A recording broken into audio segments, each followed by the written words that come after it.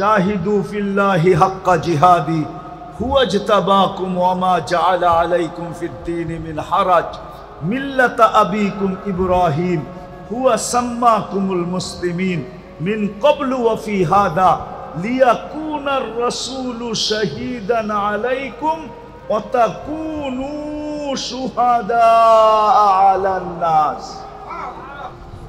ও উম্মতে মুহাম্মাদি, তোমাদের সাক্ষী ছাড়া কোনো উম্মত এক পাও আগে যেতে পারবে না। আমি আরেকটা বড়টা বললাম না। হ্যাঁ, কিয়ামতের দিন এই উম্মত সাক্ষী হিসাবে দাঁড়াবে। নবীরা পর্যন্ত আমাদের কাছে আসবে আর বলবে আমাদের পক্ষে সাক্ষী দাও। এই উম্মত নবীদের পক্ষে সাক্ষী দিবে। নবীদের পক্ষে কি দিবে? সাক্ষী দিবে। আপনি যেই উম্মতকে আল্লাহ সৃষ্টির সমগ্র উম্মতের রাজা বানাইলেন, রাজা, কুনতুম খায়রা উম্মাহ, এটার কোনো দাম নাই। বিদায় একটা কথা মনে রাখেন, কথার শেষ জায়গায় চলে আসছে। আমার বিশ্বাস যদি মনোযোগ দিয়ে শোনা থাকেন তাহলে এতটুকুই যথেষ্ট, এতটুকুই যথেষ্ট যে মানুষ পছন্দ করলে যদি লাজ রাখতে হয়, ইজ্জত রাখতে হয়, মানুষ পছন্দ করলে ইজ্জত রাখতে হয় না? হ্যাঁ, মনে করেন আপনার কোনো জিনিস কোনো এক ব্যক্তিত্ব এসব পছন্দ করলো, আপনি কি বলেন? উনি পছন্দ করছে, না করি কেমনে? বলেন না, বলেন না? আপনি কি রাখছেন? তার ইজ্জত রাখছেন, ঠিক না? না রাখেন নাই? এখন আপনি সবাই যে যা বলুক, অনেকজনে 10 কথা বলতে পারে, কিন্তু আপনি বলবেন উনি নিজে এইসব পছন্দ করছে, মুখের উপরে না করি কেমনে? ইজ্জত হানি করি কেমনে, ঠিক না? আরে উদাহরণস্বরূপ আপনার ঘরে আসছে, মেয়ে পছন্দ হয়ে গেছে, বলছে পোলার লেগা নিলাম,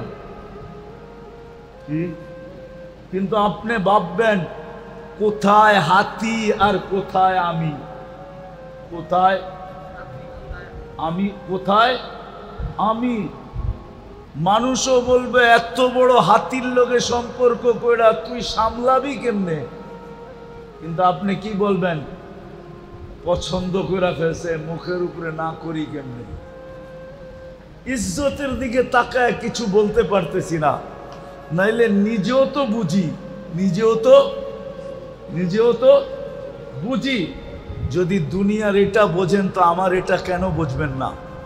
যে যেই আল্লাহ 3বার আপনাকে পছন্দ করলো, মানুষ হিসাবে, মুসলমান হিসাবে, উম্মতে মুহাম্মদী হিসাবে, শুধু উম্মতে মুহাম্মদী হিসাবে না, সমস্ত উম্মতের রাজা বানায়া, সমস্ত উম্মতের থেকে শ্রেষ্ঠ বানায়া, সমস্ত উম্মতকে আপনার দ্বারস্থ কইরা, দ্বারস্থ বোঝেন? কিয়ামতের দিন আপনার সুপারি, আপনার সাক্ষী ছাড়া এক কদম আগে যেতে পারবে না। জান্নাতে ওই পর্যন্ত যেতে পারবে না যতক্ষণ পর্যন্ত আপনি আর আমি ফিতা না কাটি। ইন্নাল্লাহা হাররামাল জান্নাহ আলাল উমাম, আল্লাহ সব উম্মতের উপরে জান্নাত হারাম করে দিয়েছেন। হাত্তা তাদখুলা উম্মাতা মুহাম্মদ, আমরা যতক্ষণ পর্যন্ত জান্নাতে না যাব। আল্লাহর হুকুম যদি পুরা না করি তাহলে চাবিকাঠি কিন্তু আল্লাহর কাছে। আপনাকে দেহ দিছে বিদায় যে দেহের চাবি আপনার কাছে, এমন না। কি দেহের চাবি আপনার কাছে? জীবন দিচ্ছে বিদায় জীবনের চাবি আপনার কাছে? যুবককে যৌবন দিছে বিদায় কি চাবি যুবকের হাতে? নারীকে নারীত্ব দিছে বিদায় কি চাবি দিয়া দিছে? পুরুষকে পুরুষত্ব দিছে বিদায় কি চাবি পুরুষের হাতে? না।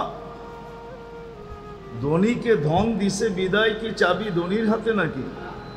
নাইলে এই প্রবাদ বাক্য কেন বলতো, সকাল বেলার ধনীরে তুই ফকির সন্ধ্যা বেলা, নদীর এপার ভাঙ্গে ওপার করে, এই তো নদীর খেলা। এই প্রবাদ বাক্য কোনোদিন হতো না। তাহলে ধনীকে ধন দিছেন বিদায় যে চাবি দিয়া দিছেন এমন না, সম্পত্তিওয়ালাকে সম্পত্তি দিছেন বিদায় যে চাবি দিয়া দিছেন এমন না। এটা ধারণা করলে ভুল হবে। আধিপত্যওয়ালাকে আধিপত্য দিছেন বিদায় যে চাবি দিয়া দিছেন হাতে, এরকম না। চাবি কিন্তু ওনার কাছে, সব চাবি ওনার কাছে। কার কাছে? মানেন তো? মনের থিকা না ঠোঁটের থিকা? সব চাবি কার কাছে? সব চাবি ওনার কাছে। এক চাবিও কাউকে দেন নাই, চাবি ওনার কাছে রেখা দিছেন। যেমন খুশি তেমন ঘুরান, যেমন খুশি তেমন ঘুরাইতে থাকেন। নাইলে কবি বলার সুযোগ কোত্থেকে পাইত? अजल ने न छोड़ा किसरा न दारा, उसी से सिकंदर सा फाते भी देहारा, हर एक लेके क्या क्या हसस सुधारा, परा रह गया यही ठाट सारा। তাহলে দুনিয়ায় এত লক্ষ ঐতিহ্য পাওয়া যেত না। ঐতিহ্য আছে না নাই? চিনেন? আরে ঐতিহ্য চিনেন? এটা জেলা কোনটা? নারায়ণগঞ্জ না? নারায়ণগঞ্জে 2-4টা ঐতিহ্য নাই? কোনটা? সোনারগাঁও সবচেয়ে বড় ঐতিহ্য, ঠিক না? কি আছে নাকি? ইশাখা, ইশাখা আছে, ঐতিহ্য আছে। কি আছে? এরকম হাজারো লক্ষ ঐতিহ্য দুনিয়াতে পড়ে আছে। এই জন্যই কবির বলার সুযোগ হয়েছে যে ঐতিহ্য আছে, মালিক নাই। চাবি যদি মালিকের কাছে থাকতো তাহলে কোনোদিন সে যেতে চাইতো না। কি চাইতো? চাবি কার কাছে? উপরে চাবি। বিদায় যেটা বুঝাইতে চাইতেছি আমি, যেটা বুঝাইতে চাইতেছি আমি, চাবি কিন্তু আল্লাহর কাছে।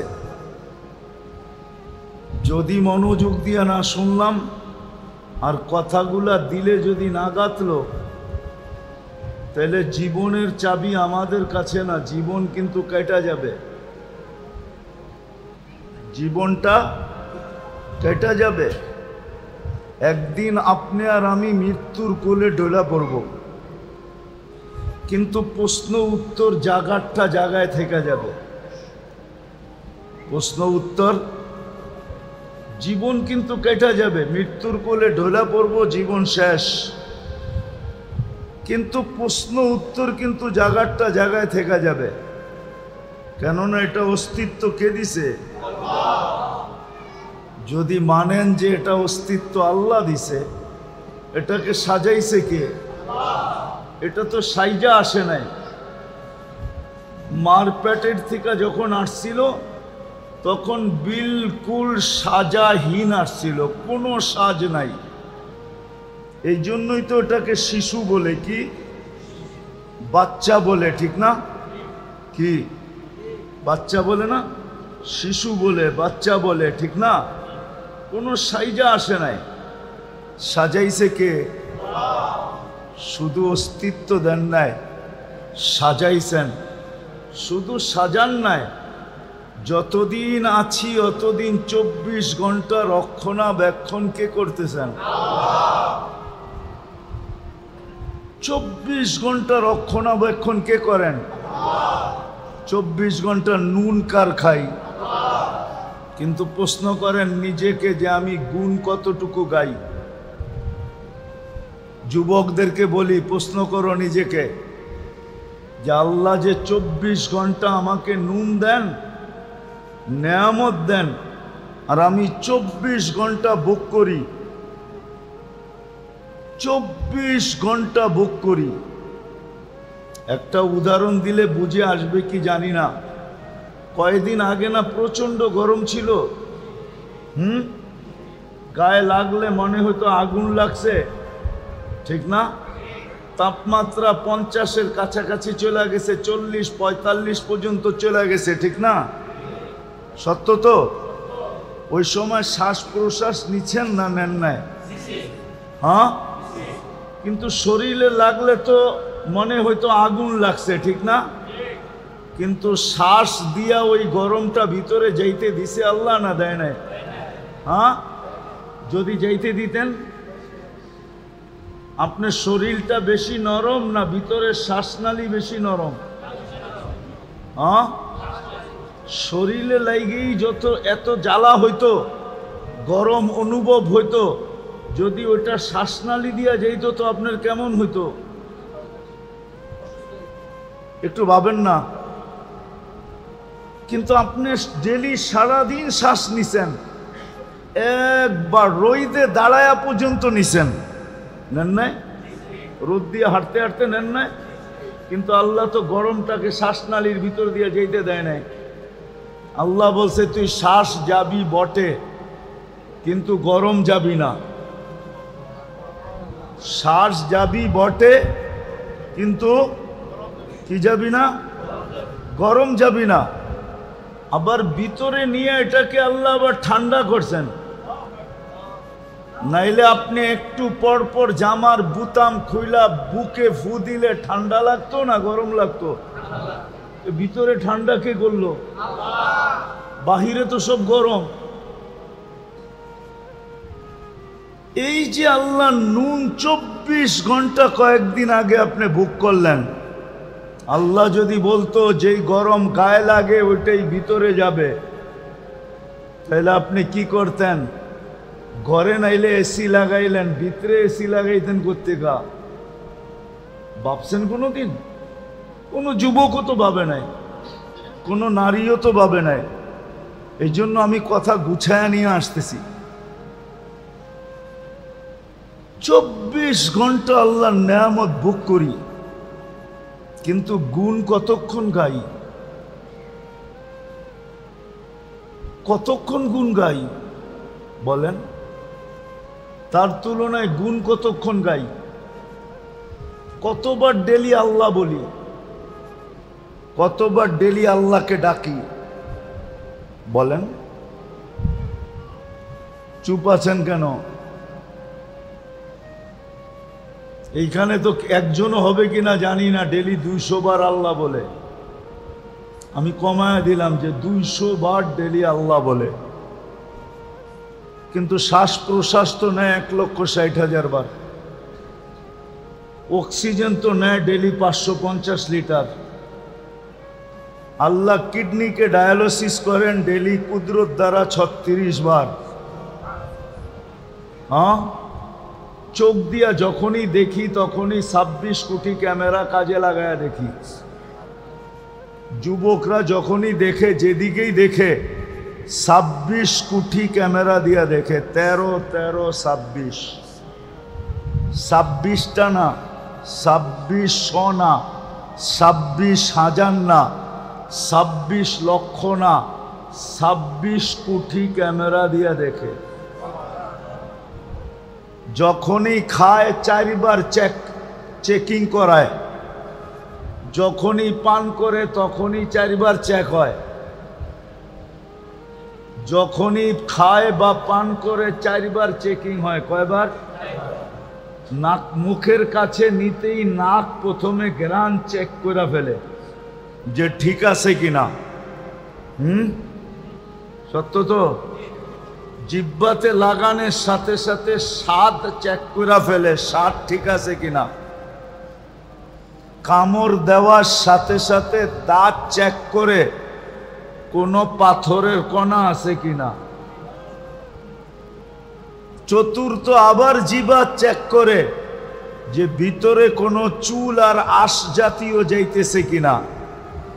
এই জন্য খাওয়ার ভিতরে একটা চুল দিয়া দেখবেন, মুখে দেওয়ার লগ লগ জিহ্বা ওইটা খুঁজা বাইর করে ফেলবে না? বাইর করে না? মনে হয় আপনাকে ওগুলা করে না, ঠিক না? তাহলে কে করায়? ডেলি নুন কতটুকু খাই, গুণ কতটুকু গাই। এজন্য আমার একটা কথা মানেন, ভালো মতে কান দিয়া শোনেন, কিন্তু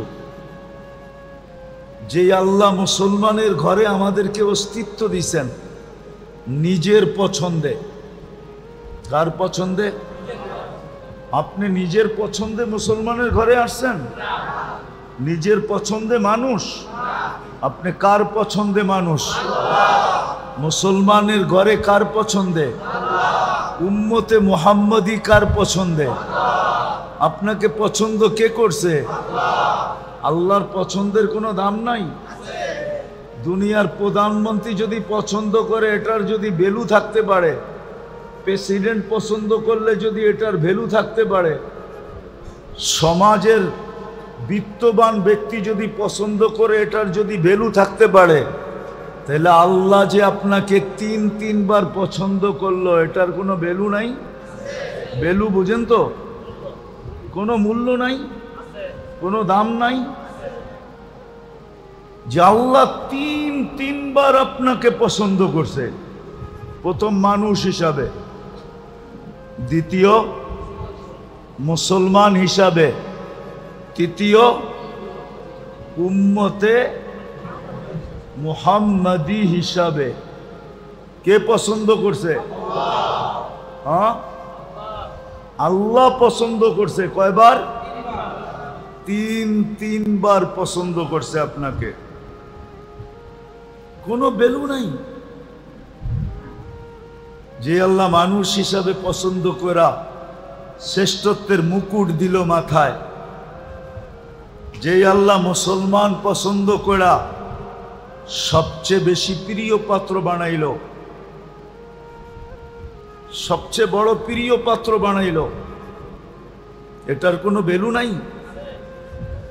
তৃতীয় উম্মতে মুহাম্মদী বানায়া সমগ্র উম্মতের রাজা বানায়া দিল। রাজা, আপনি সমস্ত উম্মতের রাজা। ওলামারা মানবে না মনে হয় রূপগঞ্জের, নাইলে বইলা ফেলতে মন চায়। বইলা ফেলমু? মাইনা নিবেন? হ্যাঁ, কোন উম্মত আপনার সাক্ষী ছাড়া কিয়ামতের দিন এক কদমও আগে যেতে পারবে না। আপনার সাক্ষী ছাড়া এক কদমও কোন উম্মত আগে যেতে পারবে না। শুহাদা আলান নাস, কোরআন বলে শুহাদা আলান ওয়ার রাসূলু শাহীদান আলাইকুম ওয়া আনতুম শুহাদা। কোরআনের পুরো আয়াত হলো এটা, জাহিদু ফিল্লাহি হাক্কা জিহাদি হুয়া ইজতাবাকুম ওয়া মা জাআলা আলাইকুম ফিদ-দীনি মিন হারাজ মিল্লাতা আবিকুম ইব্রাহিম হুয়া সাম্মাকুমুল মুসলিমিন মিন ক্বাবলু ওয়া ফি হাদা লিয়াকুনার রাসূলু শাহীদান আলাইকুম ওয়া তাকুনু শুহাদা আলান নাস। ও উম্মতে মুহাম্মাদি, তোমাদের সাক্ষী ছাড়া কোনো উম্মত এক পাও আগে যেতে পারবে না। আমি আরেকটা বড়টা বললাম না? হ্যাঁ, কিয়ামতের দিন এই উম্মত সাক্ষী হিসাবে দাঁড়াবে। নবীরা পর্যন্ত আমাদের কাছে আসবে আর বলবে আমাদের পক্ষে সাক্ষী দাও। এই উম্মত নবীদের পক্ষে সাক্ষী দিবে। নবীদের পক্ষে কি দিবে? সাক্ষী দিবে। আপনি যেই উম্মতকে আল্লাহ সৃষ্টির সমগ্র উম্মতের রাজা বানাইলেন, রাজা, কুনতুম খায়রা উম্মাহ, এটার কোনো দাম নাই। বিদায় একটা কথা মনে রাখেন, কথার শেষ জায়গায় চলে আসছে। আমার বিশ্বাস যদি মনোযোগ দিয়ে শুনে থাকেন তাহলে এতটুকুই যথেষ্ট, এতটুকুই যথেষ্ট। যে মানুষ পছন্দ করলে যদি লাজ রাখতে হয়, ইজ্জত রাখতে হয়, মানুষ পছন্দ করলে ইজ্জত রাখতে হয় না? হ্যাঁ, মনে করেন আপনার কোনো জিনিস কোনো এক ব্যক্তিত্ব এইসব পছন্দ করলো, আপনি কি বলেন? উনি পছন্দ করছে, না করি কেমনে? বলেন না, বলেন না? আপনি কি রাখছেন? তার ইজ্জত রাখছেন, ঠিক না? না রাখেন নাই? এখন আপনি সবাই যে যা বলুক, অনেকজনে 10 কথা বলতে পারে, কিন্তু আপনি বলবেন উনি নিজে এইসব পছন্দ করছে, মুখের উপরে না করি কেমনে? ইজ্জত হানি করি কেমনে, ঠিক না? আরে উদাহরণস্বরূপ আপনার ঘরে আসছে, মেয়ে পছন্দ হয়ে গেছে, বলছে পোলার লেগা নিলাম, কিন্তু আপনি ভাববেন কোথায় হাতি আর কোথায় আমি? কোথায় আমি, কোথায় আমি? মানুষও বলবে এত বড় হাতির লগে সম্পর্ক কইরা তুই সামলাবি কেমনে? কিন্তু আপনি কি বলবেন? পছন্দ করে ফেলছে, মুখের উপরে না করি কেমনে? ইজ্জতের দিকে তাকায় কিছু বলতে পারতেছি না, নাইলে নিজেও তো বুঝি, নিজেও তো বুঝি। যদি দুনিয়ার এটা বোঝেন তো আমার এটা কেন বুঝবেন না? যে যেই আল্লাহ 3 বার আপনাকে পছন্দ করলো, মানুষ হিসাবে, মুসলমান হিসাবে, উম্মতে মুহাম্মদী হিসাবে, শুধু উম্মতে মুহাম্মদী হিসাবে না, সমস্ত উম্মতের রাজা বানায়া, সমস্ত উম্মতের থেকে শ্রেষ্ঠ বানায়া, সমস্ত উম্মতকে আপনার দ্বারস্থ কইরা, দ্বারস্থ বুঝেন? কিয়ামতের দিন আপনার সুপারি, আপনার সাক্ষী ছাড়া 1 কদম আগে যেতে পারবে না। জান্নাতে ওই পর্যন্ত যেতে পারবে না যতক্ষণ পর্যন্ত আপনি আর আমি ফিতা না কাটি। ইন্নাল্লাহা হাররামাল জান্নাহ আলাল উমাম, আল্লাহ সব উম্মতের উপরে জান্নাত হারাম করে দিয়েছেন। হাত্তা তাদখুলা উম্মাতা মুহাম্মদ, আমরা যতক্ষণ পর্যন্ত জান্নাতে না যাব, সব উম্মতের উপরে জান্নাত হারাম, কেউ যেতে পারবে না। জানি না ওলামা রাগ হয়ে যাবে কিনা, কোন নবী রসুল পর্যন্ত যেতে পারবে না যতক্ষণ পর্যন্ত আমরা আমাদের নবীজি সহ না যাব। এত বড় মর্যাদা যে আল্লাহ আপনাকে দিল, আপনি ওনার লাজ ইজ্জত রাখবেন না তো রাখবেন না কেন? আজকে তো এই জন্যই ওই আল্লাহর ইজ্জত আমরা রাখি নাই, যার কারণে মুসলমানের আজকে এই দুরবস্থা, যেটা সারা দুনিয়ায় দেখতেছি। এই দুরবস্থার কারণ শুধু আমরা আল্লাহর ইজ্জত রাখি নাই, আল্লাহর ইজ্জত রাখি নাই। একটা উদাহরণ দেই, দুনিয়ার কোন ব্যক্তি আছে এত সহজে এত বড় জিনিস আপনার হাতে উঠাইয়া দিবে? আমি দেখাইতেছি। মাগরিবের নামাজে মসজিদ বড়া ছিল, অথচ মাগরিবে তো হওয়া উচিত ছিল যে জুমার চেয়ে বেশি ভিড়। হুজুররা কইব জুমার চেয়ে বেশি ভিড় মাগরিবে, মানি আমি দেখাইতেছি জুমার চেয়ে বেশি ভিড় হওয়া দরকার ছিল। কেননা মাগরিবের নামাজ পড়ার সাথে সাথে যেই ব্যক্তি 7 বার পড়ছে আল্লাহুম্মা, পড়েন আজিরনি মিনান নার, এখনো সুযোগ আছে, মনে মনে পড়া ফেলেন। যেই ব্যক্তি 7 বার পড়ছে আজিরনি মিনান নার, সাথে সাথে দোজখ থেকে মুক্ত। ছোট পাওনা মনে হয়? কি? দোজখ থেকে মুক্তি। ফজরের 1 মিনিট 1 সেকেন্ড আগেও যদি মারা যায়, সুবে সাদেকের 1 সেকেন্ড আগেও যদি মারা যায়, তো শাহাদতের মৌত মিলবে। দ্বিতীয় কি মিলবে? কি মিলবে? শাহাদতের মৌত। এই জন্যই তো আমি বলি ওলামারা মনে হয় আমার কথা মানবে না, কিন্তু আমি তো কাগজ লোগো নিয়ে আসি নাই, কিন্তু প্রমাণ দিতে পারি। এই জন্যই আমি বলি যে এই উম্মতের স্বাভাবিক মরার কোনো সুযোগ নাই, যদি সে একটু সতর্ক থাকে। স্বাভাবিক মরার কোনো, স্বাভাবিক বুঝেন, স্বাভাবিকভাবে মরার কোনো সুযোগ নাই। কেননা এই উম্মত যদি একটু সতর্ক থাকে, যখনই মরবে শাহাদাতের মৌত মরবে। কেন জানেন? এই উম্মতের জন্য শাহাদাতের প্রকার হলো 56টা। কয়টা? আবার বলেন। মনে হুজুর আগ করে রয়েছে যে কয় কি?